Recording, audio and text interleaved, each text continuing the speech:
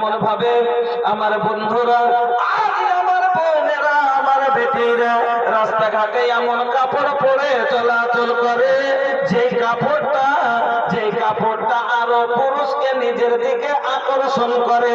এমন লেবাস চলে এলো বাজারে আমার বন্ধুরা।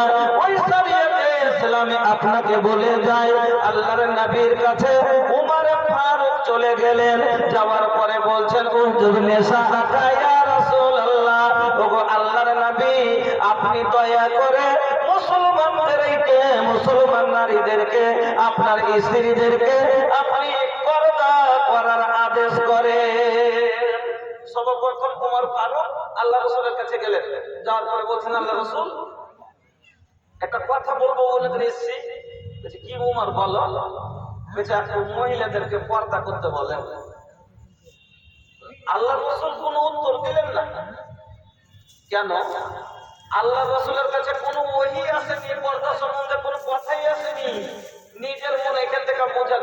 ফের দ্বিতীয় দিন আল্লাহ রাসূলের কাছে ফের উমর গেলেন, আর যাওয়ার পরে বলছেন আল্লাহ রাসূল মহিলাদেরকে পর্দা করার আদেশ করেন।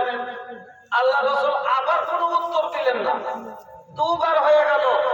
তো উমর মনে মনে ভাবছে কি ব্যাপার, আল্লাহ রাসূলকে আমি বললাম তো হ্যাঁ বা না কোন একটা কথা তো বলবেন, কিন্তু কোনই কথা বললেন না।